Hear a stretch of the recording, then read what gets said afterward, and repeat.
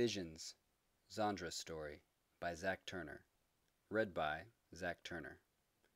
To my parents, who always taught me anything is possible, and my friends, who've always inspired me. The intuitive mind is a sacred gift, and the rational mind is a faithful servant. We have created a society that honors the servant and has forgotten the gift. Albert Einstein. Chapter 1. Synapse. The general thundered down the long white hallway, looking stern, his chest swelling defiantly. His stocky build masked his old, wrinkled body. He didn't like coming here. He had to falsify time scheduling records and be one place on paper while being physically elsewhere. Besides, he didn't like the sterile smell of it. He was accompanied by two large young men serving as provisional escorts. "Escorts my ass. More like damn babysitters," the general thought.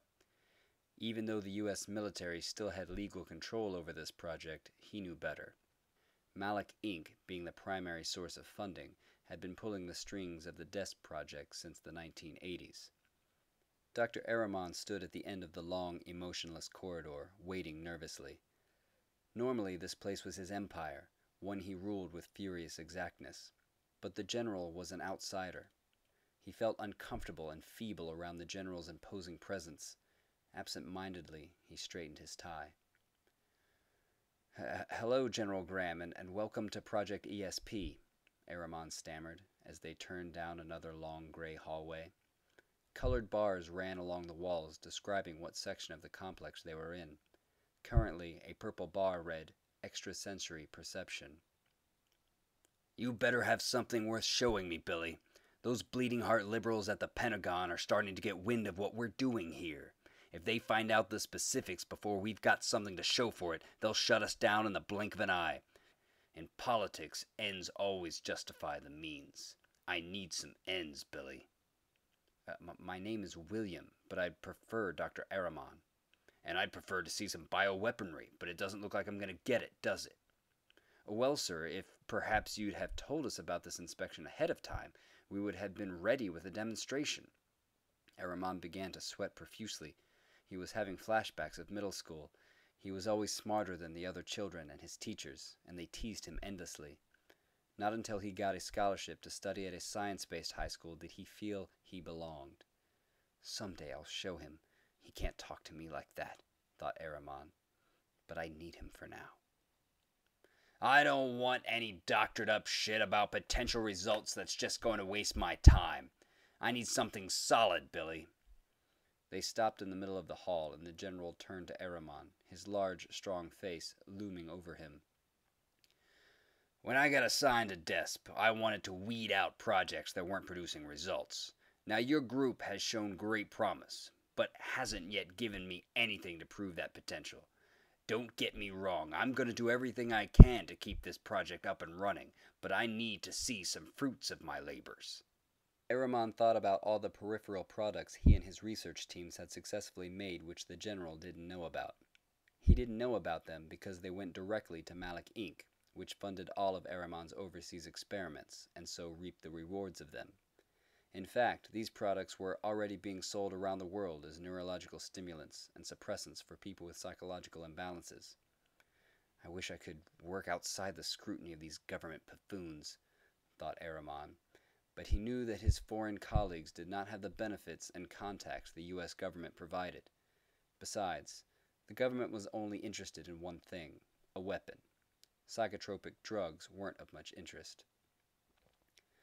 Suddenly, from down the hall, an explosion thundered through the complex, hurling a door across the corridor with incredible force and slamming it into the opposite wall.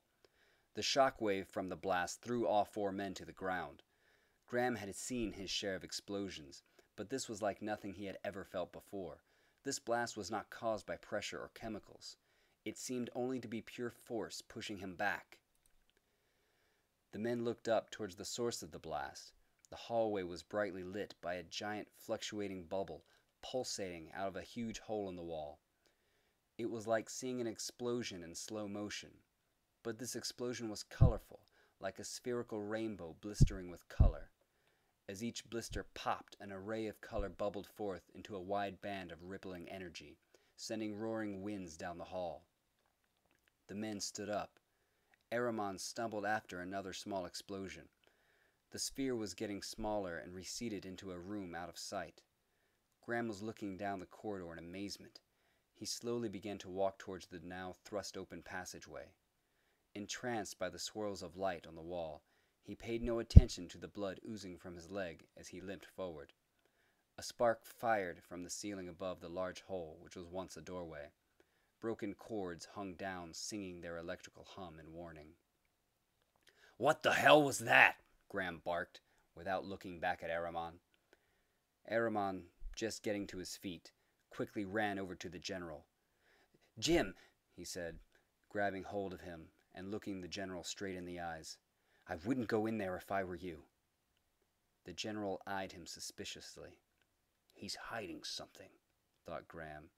"Get your hands off me, and these stripes are here for a reason," Graham snapped, pointing out his rank. "And there's a PhD at the end of my name for a reason," Aramon thought, but lacked the courage to say. He reached into his coat and took out a small cellular phone. He quickly pressed the speed dial button and began to sputter off commands. I need a code 4 containment team in level 6 now. Once we're out, seal it off and activate the vents. Flush the entire level with neurosuppressants. We can't let him escape. Not now." The general was only 15 feet from the room entrance now. He could hear sounds coming from inside, like ocean waves, but crackling with electricity. With each spark came a flash of light against the wall. Graham, his curiosity overpowering his caution, edged closer. Aramon closed his phone and yelled to the general, "Please, General, come back! His power has increased tenfold and continues to build. I didn't want to inform you until we could control him." Not listening, the general continued on, 10 feet from the entrance. He could hear someone breathing inside. It almost sounded as if someone were crying. 5 feet from the door. He could see partially into the room now. There was blood splattered against the walls, remnants of body parts strewn throughout the room. All the lights in the room had gone out. The only source of illumination was the bright, colorful field which the general could just barely make out, still shrinking into the center of the room. As the field hit electrical wires hanging from lamp outlets in the ceiling, it would radiate white and crackle. He was just outside the opening now. He put his back up against the wall, drew his gun, and began to edge slowly over to get a peek inside. He peered in and saw that the entire room was nearly painted with blood. There were ripped white pieces of cloth hanging off of stripped bones. Some were stuck to the walls and the ceiling by the thick crimson film. Shattered glass was everywhere, and in the middle of the room was a tall metal stretcher, which was bent and blackened, but otherwise remarkably untouched. Enveloping the stretcher was a whirling maelstrom of color. Some of the colors, though visible, Graham could not recognize or even comprehend. His mind grappled with the strangeness of being unable to understand something as simple as a color. In the center of this sphere of color was a small adolescent boy, sitting on the stretcher in a crouched position, his knees up and his bald head buried deep within them. His body was dripping with ripped, torn cloth. Blood was running across his skin, down into the stretcher and then onto the floor, from wounds where catheters and tubes had been ripped out. He was sobbing heavily. The ball of colorful energies was surrounding the boy, flowing up and down and off of him. As the general pondered what to do and what had even happened, the boy looked up from his place of rags on the stretcher, tears filling his eyes. He looked at the general and said something barely audible. "No." He said it again, louder. "No."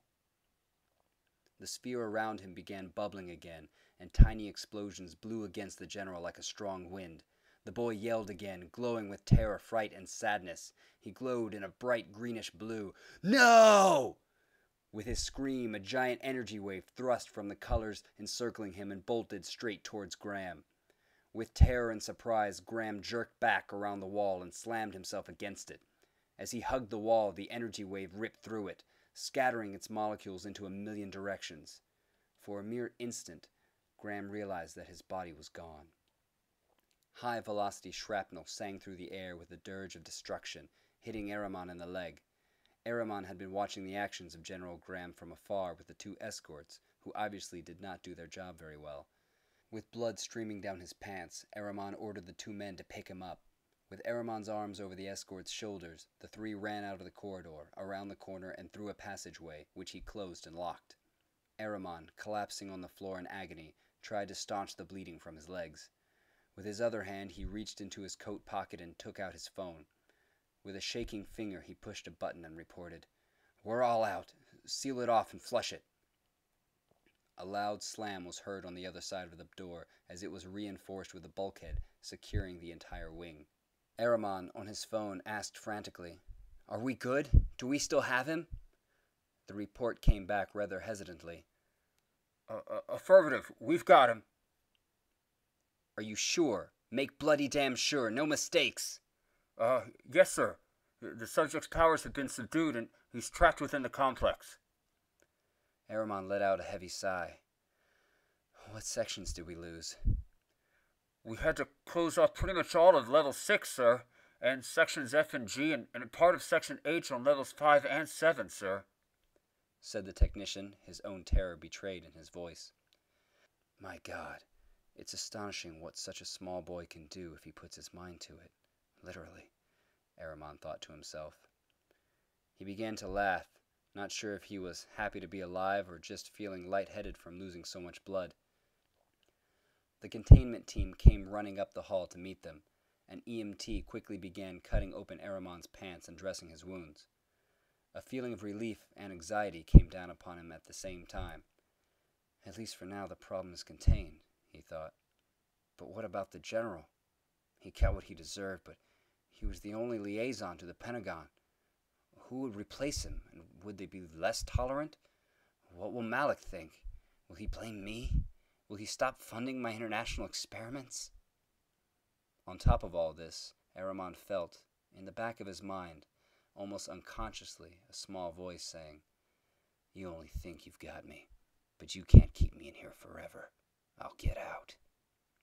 Needless to say, William Ahriman did not sleep well that night.